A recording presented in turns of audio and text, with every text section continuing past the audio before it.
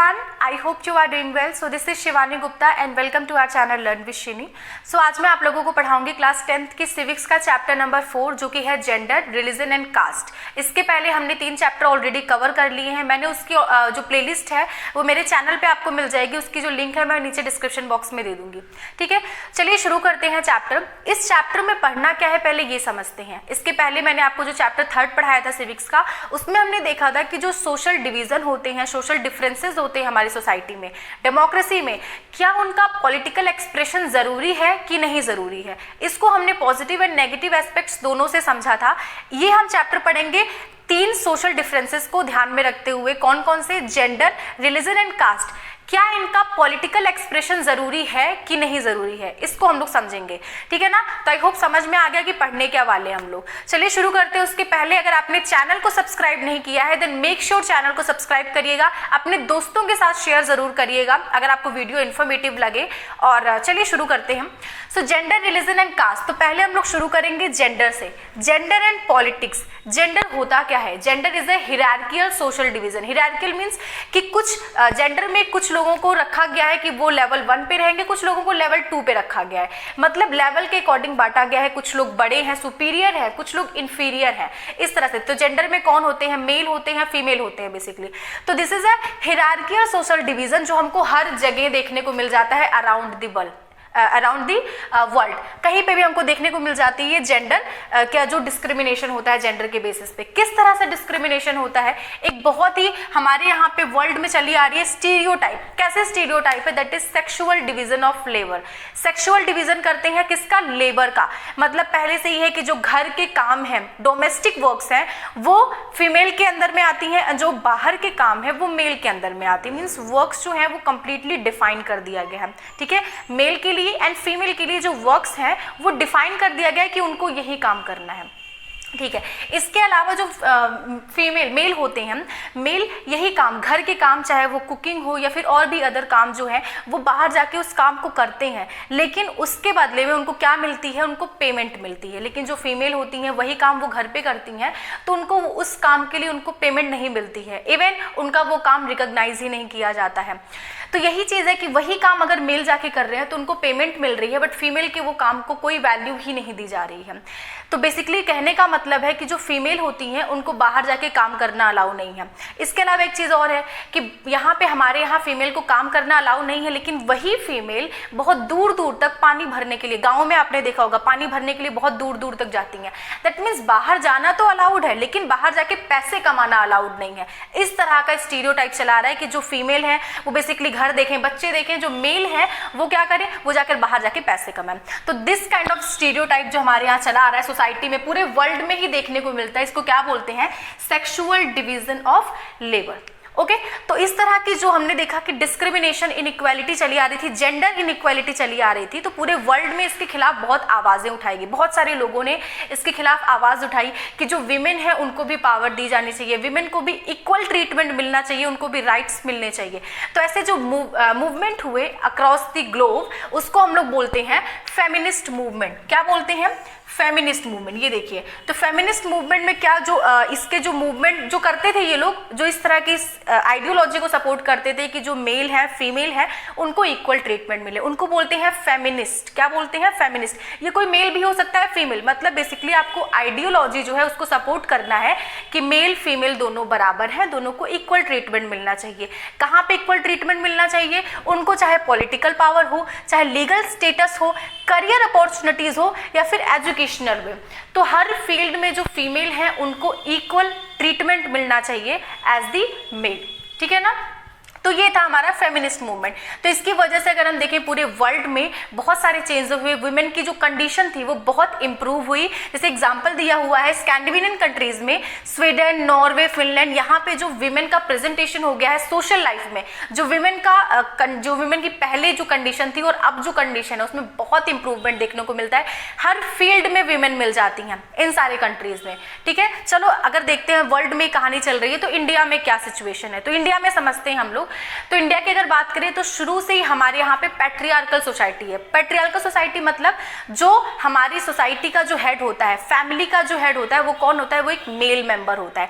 Male member को ही family का head माना जाता है, इसी को बोलते हैं पैट्रियार्कल सोसाइटी। ठीक है, तो ये चली आ रही है हमारे यहाँ पे बहुत टाइम से, और इसी की वजह से बहुत इंपैक्ट देखने को मिलता है। क्या इंपैक्ट देखने को मिलता है, जैसे लिटरेसी रेट की बात करें, हमारे यहाँ पे लिटरेसी रेट जो है वो फीमेल का बहुत ही कम है in comparison to men. Female जो है वो 54% फीमेल जो है वो लिटरेट है, और जबकि हमारी 76% मेल जो है वो लिटरेट है। तो बहुत बड़ा डिफरेंस, बहुत बड़ा गैप देखने को मिल रहा है आपको। इसका मतलब है कि जो पेरेंट्स हैं वो प्रेफर करते हैं अपने बॉयज, जो उनके बॉय चाइल्ड होते हैं, उनको पढ़ाना in comparison to a girl child. Next है लेस पेड देन मेन, मतलब अगर फीमेल जाके कहीं बाहर काम भी कर रही है, किसी फील्ड में काम कर रही है, तो वहां पे उनको जो पेमेंट मिलती है वो हमेशा मेन के कंपैरिजन में कम मिलती है, या तो कम मिलती है या फिर उनको मिलती ही नहीं है। मतलब जो फीमेल हैं उनके काम की कोई वैल्यू ही नहीं होती है। तो इसी को देखते हुए हमारी गवर्नमेंट लेके आई थी इक्वल रेम्यूनरेशन एक्ट 1976। इसके अकॉर्डिंग चाहे वो मेल हो चाहे फीमेल हो, अगर वर्क सेम है तो दोनों को जो पेमेंट है, सैलरी है, वो इक्वल मिलनी चाहिए। That was the equal remuneration act 1976। उसके अलावा हमारी कंट्री में क्या चला आ रहा था कि जो पेरेंट्स होते थे वो गर्ल चाइल्ड प्रेफर करते थे। गर्ल चाइल्ड मीन्स अगर उनको पता चल जाता था, वो एक्सरेज वगैरह जो भी टेक्नोलॉजी डेवलप हुई, उनको पता चल जाता था कि that is a girl child, तो वो उसको क्या कर देते थे, उसको अबॉर्ट करा देते थे। तो इस चीज को कहीं ना कहीं हमारी गवर्नमेंट ने रोका है। तो यहाँ पे हम देख रहे हैं कि लोग गर्ल चाइल्ड को नहीं प्रेफर कर रहे हैं, बॉय चाइल्ड को ज्यादा प्रेफर कर रहे हैं, जिसकी वजह से जो सेक्स रेशियो है, what is sex ratio? Sex ratio का मतलब है कि the number of girl child पर 1000 बॉय चाइल्ड, मतलब हर 1000 बॉय चाइल्ड में कितनी गर्ल चाइल्ड है। तो ये जो नंबर है सेक्स रेशियो की अगर हम बात करें तो कहीं पे 800 तक ये नीचे गिरा है। मतलब 1000 बॉयज पे 800 गर्ल्स है केवल नंबर। सोचिए कितना बड़ा, मतलब 200 जो बॉयज है उनके लिए गर्ल्स है ही नहीं। ठीक है, तो इस तरह शायद इसीलिए लड़कों को लड़कियां ढूंढने में ज्यादा प्रॉब्लम होती है।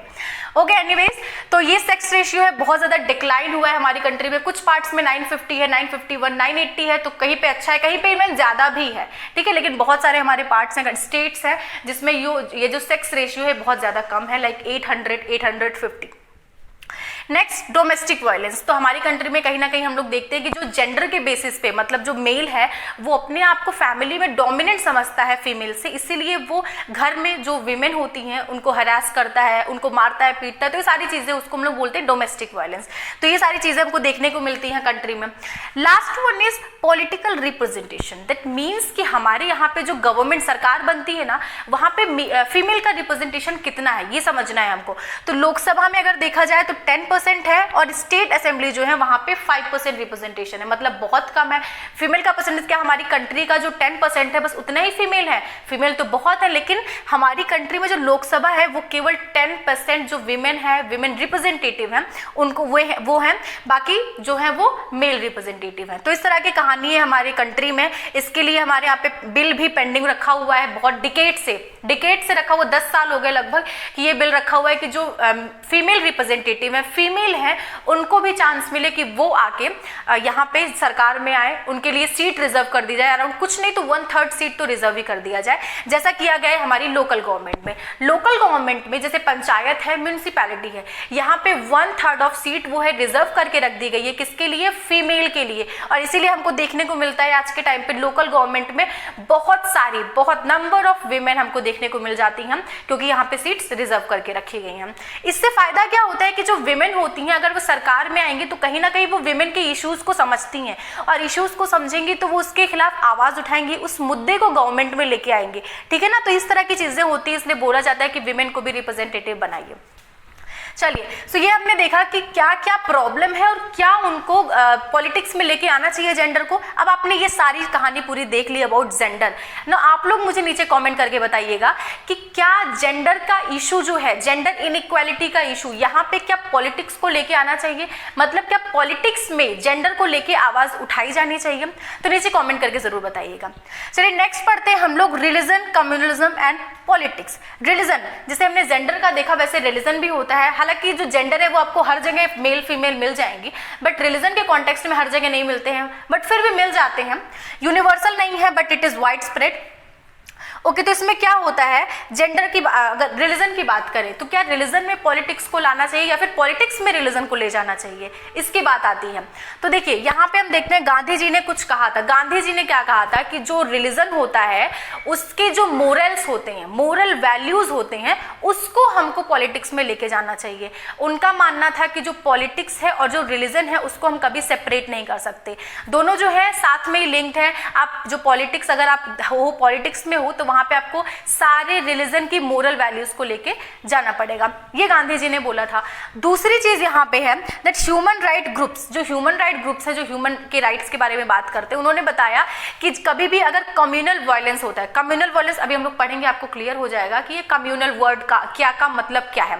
तो कम्युनल वायलेंस, दंगे फसाद होते हैं तो उसके जो मेन विक्टिम्स होते हैं, मतलब जिसको ज्यादा झेलना पड़ता है, वो होते हैं रिलीजियस माइनॉरिटीज। कौन होते हैं? रिलीजियस, क्योंकि मेजॉरिटी जो है वो आके माइनॉरिटी को कहीं ना कहीं हैरास कर देती है दंगे फसाद में। तो इसीलिए उन्होंने बोला कि जो गवर्नमेंट है उसको आवाज उठानी चाहिए इन माइनॉरिटीज के लिए और इनको सेफ्टी, इनको प्रोटेक्ट किया जाना चाहिए। किसने बोला? ये बोला ह्यूमन राइट्स ग्रुप्स ने। ठीक है, नंबर 3 अगर हम बात करें तो विमेंस मूवमेंट। तो विमेंस मूवमेंट जब भी हुए हमारी कंट्री में कहीं पे भी, तो यहाँ पे एक चीज निकल के आई कि जो फैमिली लॉज बने हुए हैं। फैमिली लॉज क्या होते हैं? फैमिली लॉज होते हैं ऐसे इशू, फैमिली लॉज जो ऐसे इशूज को हैंडल करते हैं जो कि फैमिली रिलेटेड होते हैं, चाहे वो मैरिज हो, चाहे वो डिवोर्स हो, या फिर वो इनहेरिटेंस मीन जायदाद वगैरह को लेके, ये सारे जो मैटर्स को हैंडल करती है वो फैमिली लॉ। फैमिली लॉ में ये सारे लॉज दिए हुए हैं कैसे इनको टैकल किया जाए। तो जो बोला उन्होंने, जो विमेन मूवमेंट में ये बात निकल के आई कि जो फैमिली लॉज है, हर रिलीजन की जो फैमिली लॉ है, वो जो है उनके अगेंस्ट डिस्क्रिमिनेशन करती है, ये चीज निकल के आई थी फैमिली लॉज में। तो इसीलिए कहीं ना कहीं उन्होंने गवर्नमेंट से डिमांड की कि इन लॉ को चेंज किया जाए, कि ये जो लॉ है ये विमेन के अगेंस्ट डिस्क्रिमिनेशन करते हैं, इसलिए इन सारे लॉ को चेंज किया जाए, ऐसा विमेन मूवमेंट में डिमांड उठ के आई। तो यहाँ पे हम देख रहे हैं कि कहीं ना कहीं पॉलिटिक्स अगर रिलीजन में आ रही है तो वो फायदेमंद है। ठीक है, तो भाई प्रॉब्लम क्या है, हम क्यों नहीं कह रहे हैं कि जो रिलीजन है उसमें पॉलिटिक्स आनी चाहिए। तो ठीक है, इसके कुछ नेगेटिव एस्पेक्ट्स भी हैं, जैसे हम यहाँ पे देखते हैं हम आगे। तो यहाँ पे जब बात आ जाती है कि जो रिलीजन है उसको ही हम नेशन का बेसिस मान लेते हैं, कि जो हमारी कंट्री है इसमें यही पर्टिकुलर रिलीजन है, यहाँ के ये लोग मेजोरिटी में रहते हैं तो यही हमारी कंट्री का बेस है। अगर ऐसा बना देते हैं तो प्रॉब्लम हो जाती है। जैसे वर्ड है यहाँ पे कम्युनलिज्म। कम्युनलिज्म का मतलब क्या है? When particular religious community tries to promote its own interest at cost of other, yes, तो जब एक पर्टिकुलर सेक्शन, पर्टिकुलर रिलीजन के लोग जो होते हैं अपने इंटरेस्ट को कहीं ना कहीं ऊपर रखने लगते हैं, किस कीमत पे? दूसरे वाले जो लोग होते हैं, दूसरे रिलीजन के लोग जो होते हैं उनको नीचे दबाते हुए। तो अपने को ऊपर रख रहे हो, दूसरे को नीचे कर रहे हो, अपने ही इंटरेस्ट की बात कर रहे हो, तो उसको बोलेंगे हम लोग कम्युनलिज्म। तो कम्युनलिज्म बहुत, और कम्युनलिज्म की जो कंडीशन है वो और बढ़ जाती है, सिचुएशन और क्रिटिकल हो जाती है जब जो स्टेट पावर है, जो गवर्नमेंट है, वो भी उस पर्टिकुलर जो रिलीजन है उसको सपोर्ट करने लगती है, उसकी डोमिनेंस को रेक्टिफाई करने लगती है, तब कहीं ना कहीं एक कम्युनलिज्म की प्रॉब्लम और क्रिटिकल हो जाती है। तो अगर गवर्नमेंट इस चीज को सपोर्ट करेगी, गवर्नमेंट में ये बातें उठ के आएंगी और ये आगे बढ़ती रहेंगी, तो इसको हम लोग बोलेंगे क्या? Communal politics. यहाँ पे देखिए कम्युनल पॉलिटिक्स मतलब अगर गवर्नमेंट में ये बात निकल के आने लगी है पॉलिटिक्स में, तो इसको हम बोलेंगे कम्युनल पॉलिटिक्स। ठीक है, सो अगर हम बात करें कम्युनलिज्म की, तो इनकी थिंकिंग क्या होती है? ये बेसिकली सोचते हैं कि जो एक रिलीजन, एक कम्युनिटी के लोग हैं, उनके इंटरेस्ट सेम होते हैं दूसरी कम्युनिटी के लोगों से। जैसे पर्टिकुलर रिलीजन ए है, पर्टिकुलर रिलीजन बी है, तो ए रिलीजन के लोग क्या सोचते हैं कि जो भी ए रिलीजन से बिलोंग करता है उनके इंटरेस्ट सेम है, और जो बी रिलीजन से बिलोंग करता है उनके इंटरेस्ट सेम है। दोनों के इंटरेस्ट कभी सेम नहीं हो सकते, ए और बी के जो इंटरेस्ट है वो हमेशा अलग होंगे। इनकेस कभी वो दोनों बहुत मिल के रहते हैं तो वो एक तरह से वो बोल रहे हैं कि वो सुपरफिशियल होगा, वो दिखावा होगा, वो एक्चुअली में दोनों रिलीजन के इंटरेस्ट अलग अलग होते हैं। इसीलिए उन्होंने बोला है, जो कम्युनलिज्म को फॉलो करते हैं वो कहते हैं कि कंट्री का जो बेस होना चाहिए वो रिलीजन बेसिस पे होना चाहिए, हमको रिलीजन बेस पे कम्युनिटीज को डिवाइड करके रखना चाहिए, इस तरह से बोला है।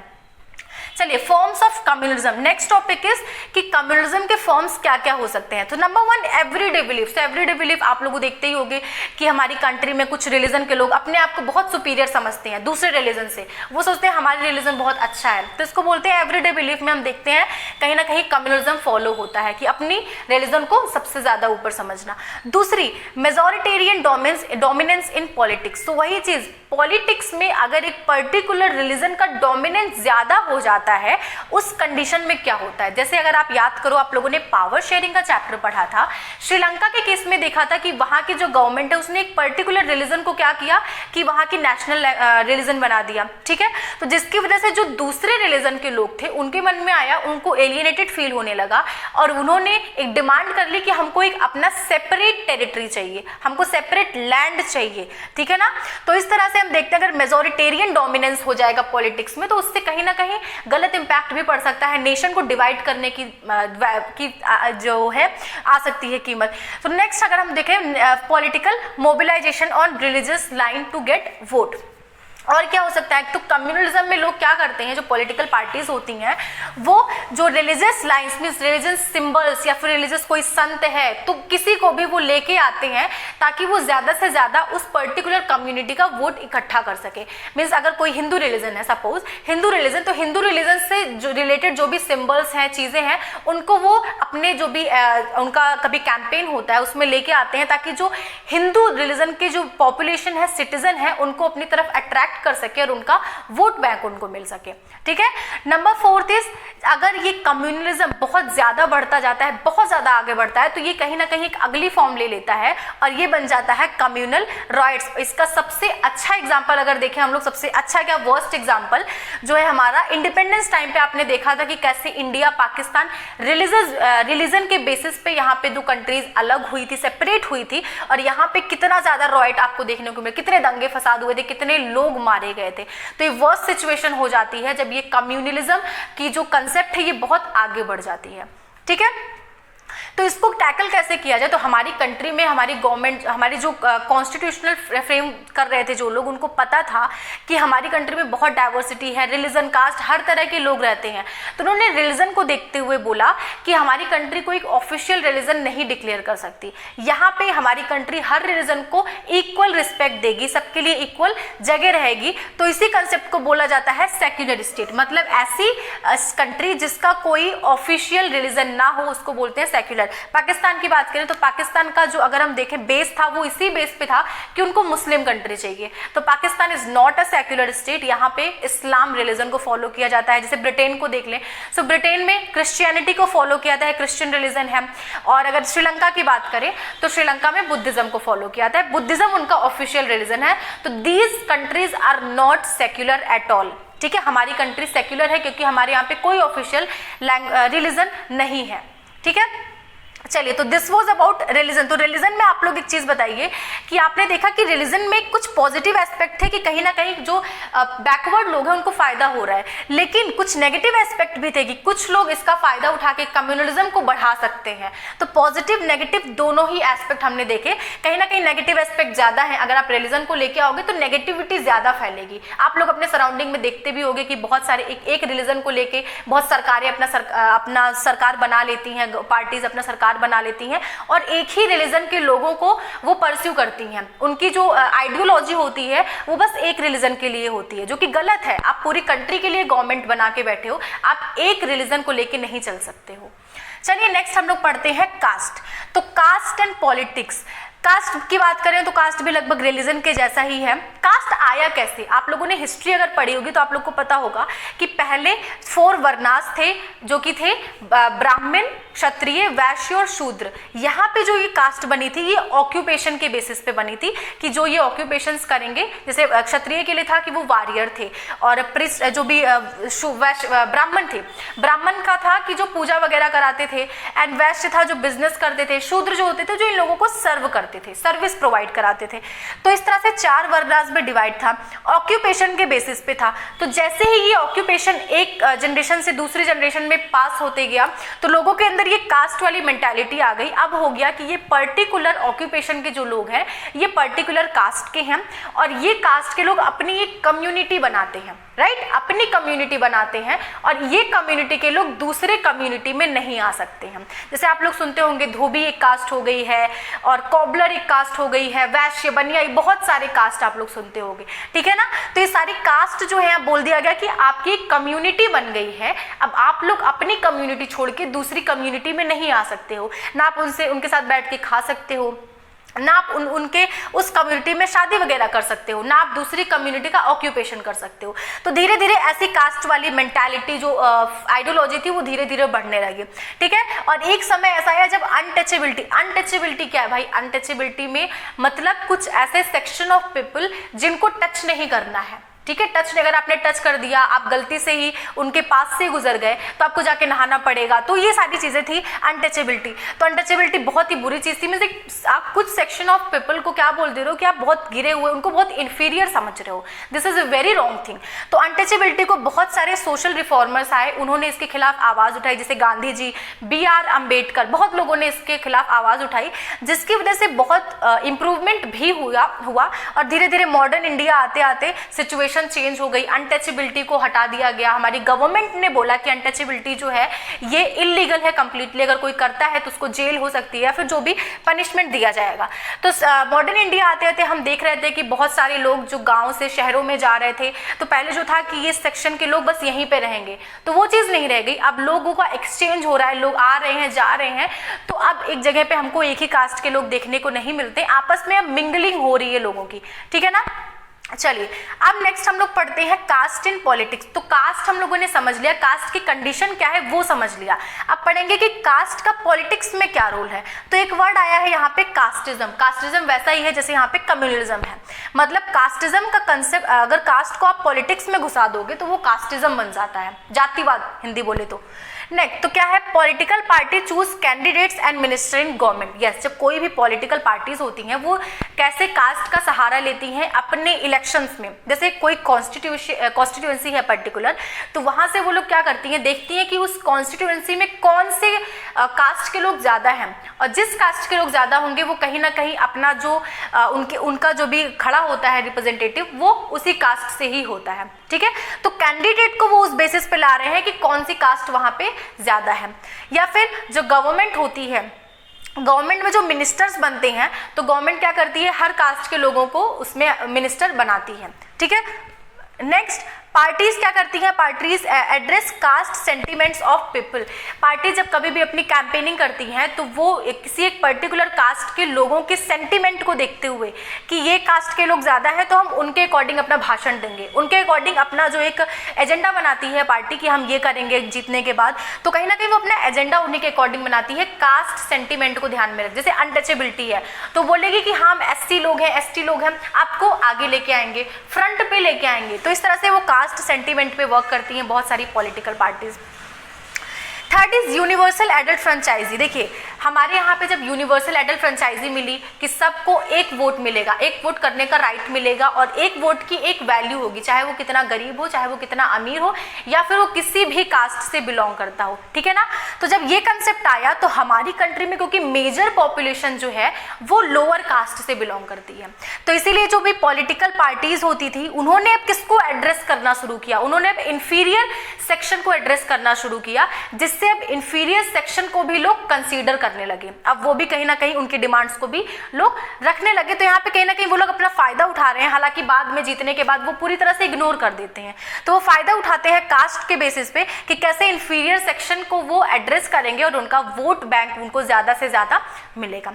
तो देख रहे हैं कैसे जो कास्ट है उसका यूज किया जाता है पॉलिटिक्स में। अब नेक्स्ट है पॉजिटिव एस्पेक्ट्स में, जिसके कुछ पॉजिटिव एस्पेक्ट्स भी होते हैं।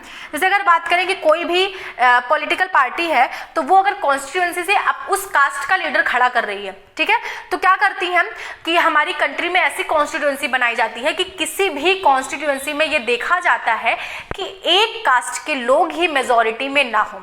क्लियर मेजोरिटी क्योंकि चाहिए होती है वहाँ पे जीतने के लिए, तो ये देखा जाता है कि क्लियर मेजोरिटी किसी एक भी कास्ट की ना हो, नहीं तो अगर वो कास्ट के लोग किसी पर्टिकुलर कैंडिडेट को वोट करेंगे तो वो जीत जाएगा। तो ये ध्यान में रखा जाता है कॉन्स्टिट्यूएंसी करते हुए। सो नेक्स्ट है मैनी पार्टीज। तो यहाँ पे अगर आप सपोज किसी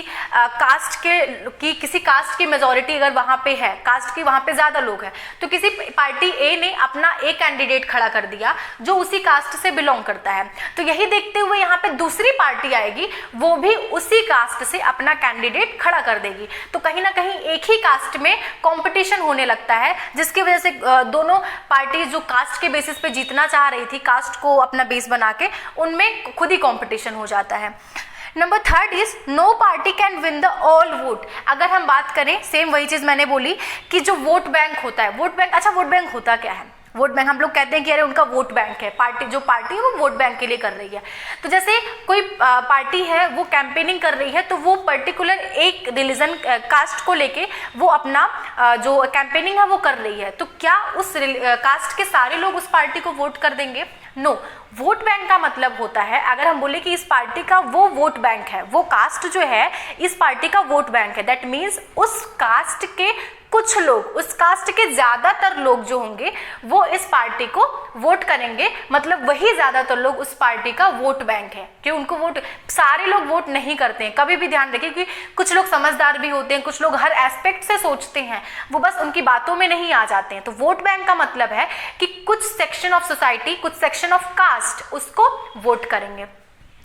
सो रूलिंग पार्टी जो होती है एमपी एमएलए, दे फ्रिक्वेंटली लूजिंग। तो हम देख रहे हैं लास्ट कुछ टाइम से कि जो एमपी हैं एमएलए हैं वो फ्रिक्वेंटली लूज कर रहे हैं। दैट मीन्स कि जो सोसाइटी है वो कास्ट के बेसिस पे काम नहीं कर रही है, वो गवर्नमेंट को अगर वोट कर रही है तो कास्ट के बेसिस पे नहीं कर रही है, वो कहीं ना कहीं अपना दिमाग लगा रही है, ठीक है, जिसकी वजह से एक ही एमपी एक ही एमएलए बार बार चूज होकर नहीं आता है, बार बार वही इलेक्ट नहीं होता है, वो हमेशा चेंज होते रह रहे हैं, ठीक है। तो इस तरह से ये पॉजिटिव एस्पेक्ट है, क्योंकि जो हम देख रहे हैं कि कास्ट को ही बेस बना के आप चलाने की कोशिश कर रहे हो गवर्नमेंट, तो उसके यहाँ पे कुछ पॉजिटिव एस्पेक्ट है कि आप उसका मिसयूज नहीं कर सकते हो कास्ट का। Next is politics in caste. तो हमने देख लिया कि आप कैसे पॉलिटिक्स में, देखिए पॉलिटिक्स में कास्ट को घुसा रहे हो। अब हम देखते हैं कि कास्ट वाले भी पॉलिटिक्स को घुसाते हैं। कैसे? कास्ट वाले क्या करते हैं, जैसे कोई लोअर बैकवर्ड कास्ट है तो वो कहीं ना कहीं अपने जो भी नेबरिंग कास्ट होती हैं उनके साथ मिल जाता है और एक बड़ा कास्ट बना लेता है, ताकि वो भी ऊपर उठ के आ सके सोसाइटी में, वो भी रिप्रेजेंट कर सके, ठीक है। तो वो होते हैं। दूसरा होता है कि कुछ कास्ट, दो कास्ट के लोग होते हैं, वो आपस में कोalition फॉर्म कर लेते हैं, गठबंधन बोले तो कोalition फॉर्म कर लेते हैं और कहीं ना कहीं आगे फ्रंट लाइन पे आने की कोशिश करते हैं। एंड नंबर 3, हम देख रहे हैं कुछ टाइम से बहुत सारे न्यू कास्ट निकल के आ रहे हैं, क्योंकि वो भी आगे कहीं ना कहीं कंट्री में जगह चाहते हैं, काम करना चाहते हैं, तो न्यू कास्ट ग्रुप में निकल के आ रहे हैं। तो इस तरह से हमने देखा कि पॉलिटिक्स में कास्ट के जाने से कुछ अच्छी चीजें भी हो रही हैं, कुछ बुरी। अच्छी चीजें की अगर हम बात करें तो एससी थी, ओबीसी थी, ये लोग बहुत बैकवर्ड कास्ट इनको समझा जाता था, तो कहीं ना कहीं अगर ये मुद्दे ले जाके पॉलिटिक्स में उठाए गए तभी आज इन लोगों को इतना रिजर्वेशन मिल रहा है, राइट। तो ये पॉजिटिव एस्पेक्ट्स हो गया। नेगेटिव एस्पेक्ट्स ये हो सकता है कि अगर हम कास्ट ही करेंगे, हमारी गवर्नमेंट में कोई गवर्नमेंट बन रही है तो हम जाके अगर कास्ट ही करेंगे तो जो गवर्नमेंट होगी वो बस कास्ट पे ही ध्यान देगी, बाकी जो इंपॉर्टेंट जो भी पॉइंट्स होते हैं जैसे पॉवर्टी हो गया, एजुकेशन हो गया, इसको कंप्लीटली इग्नोर कर दिया जाएगा, ठीक है। तो ये सारा एक नेगेटिव पॉइंट है कास्ट को पॉलिटिक्स में ले जाने का। तो कुछ पॉजिटिव भी है, कुछ नेगेटिव है।